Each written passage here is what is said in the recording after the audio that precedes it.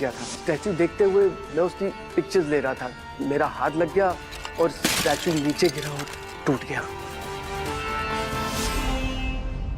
Dad, आप already जानते हैं कि गौतम ने घर पे कितनी प्रॉब्लम्स क्रिएट कर रखी हैं, और आप भी मेरी लाइफ में नई नई प्रॉब्लम्स लेकर आ रहे हैं। लेकिन बेटा अच्छा ठीक है, अब बताइए आप कहाँ पर हैं? मैं मॉम को लेकर आती हूँ। बेटा हम एंटीक शॉप पर है, Madhav Nagar. Okay wait there, मैं अभी आ रही हूँ। अवनी के सामने बहुत बड़ी मुसीबत खड़ी थी जिससे निकलना उसके लिए आसान नहीं था। दरअसल अवनी के पिता अनिल सिंह जोधपुर के अमीर परिवारों में से एक थे, लेकिन अनिल की मां गायत्री देवी हमेशा से ही गौतम और अवनी की शादी के खिलाफ थी। 3 साल पहले अवनी के दादाजी हिम्मत अग्रवाल गौतम से पुष्कर में टकराए थे और गौतम को पहचानते ही उन्होंने अपनी फेवरेट पोती अवनी के लिए उसे पसंद कर लिया।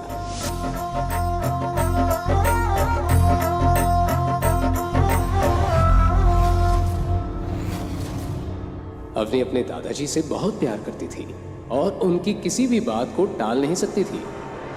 पर शादी के कुछ वक्त बाद ही हिम्मत अग्रवाल दुनिया को अलविदा कह गए, इस राज के साथ कि उन्होंने गौतम को अवनी के लिए क्यों चुना, कैसे पहचानते थे वो गौतम को। फिर उनके जाने के बाद परिवार की बागडोर उनकी पत्नी और अवनी की दादी गायत्री देवी ने अपने हाथों में ले ली।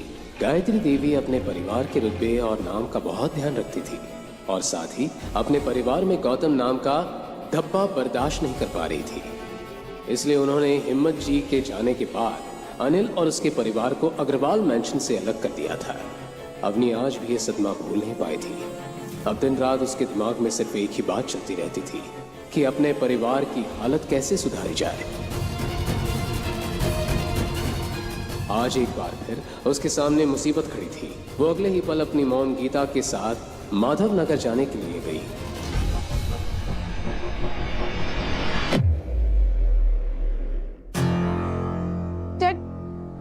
अब ठीक तो है ना?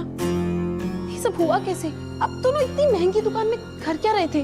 वो एक्चुअली हम लोग यहाँ से गुजर रहे थे तो डैडी जी को यहाँ पे ये सब देखने का मन किया, इसलिए हम अंदर आ गए। और फिर एज यूजुअल तुम ये काम भी ढंग से नहीं कर पाए, और अगर इनका स्टैचू देखने का इतना मन था ना तो तुम संभाल लेते ना। लेकिन मम्मी जी मैं इसमें क्या कर सकता था?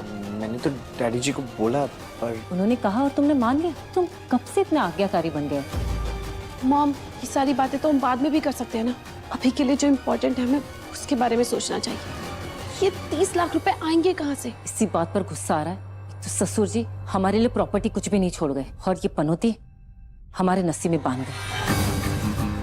क्या मॉम? तो इस स्टैचू के लिए मैं अपना घर और अपनी कार बेच दूं और सड़क पे आ जाऊं? और वैसे भी इसे बेचने से भी इतने पैसे नहीं आने। सभी प्रॉब्लम का हल ढूंढने के लिए सोच में पड़ गए। टाइम निकलता जा रहा था।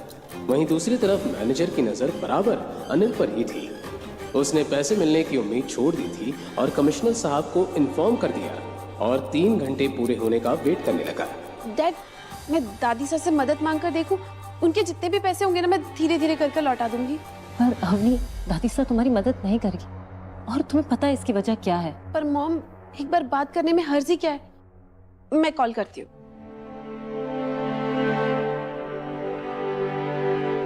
अवनी ने अगले ही पल अपनी दादी गीता देवी को कॉल लगा दिया, पर उसे यही डर सता रहा था कि गीता देवी उसका फोन उठाएगी कि नहीं।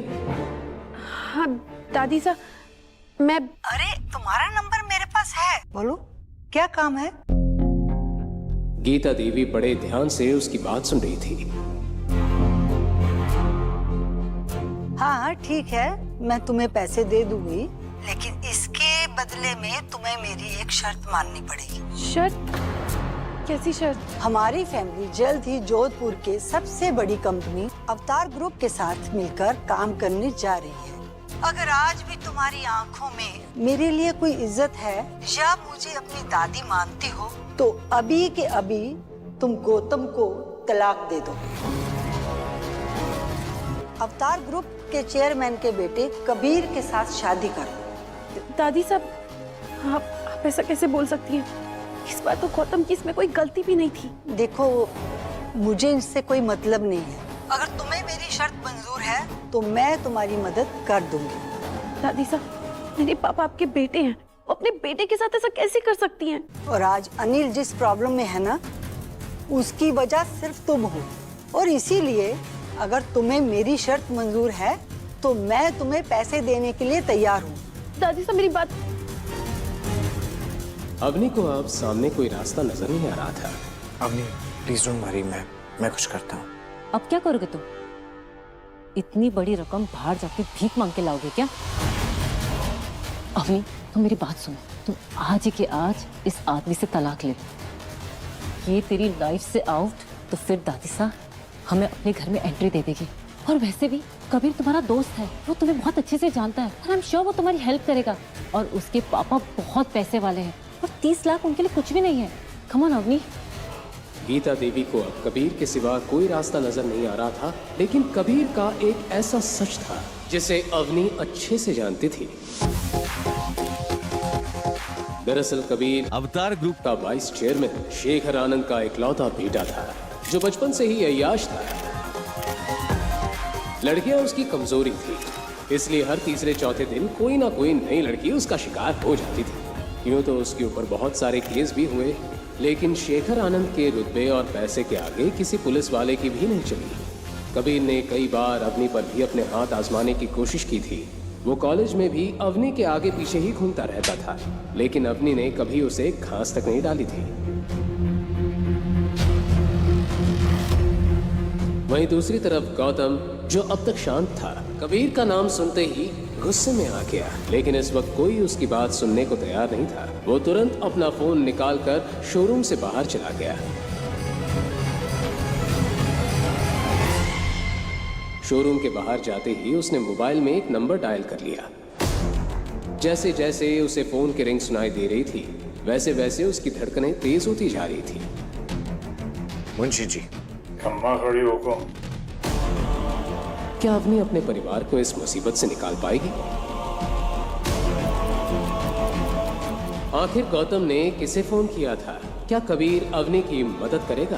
क्या होंगे इन सारे सवालों के जवाब? जानने के लिए सुनते रहिए द रॉयल वॉरिस।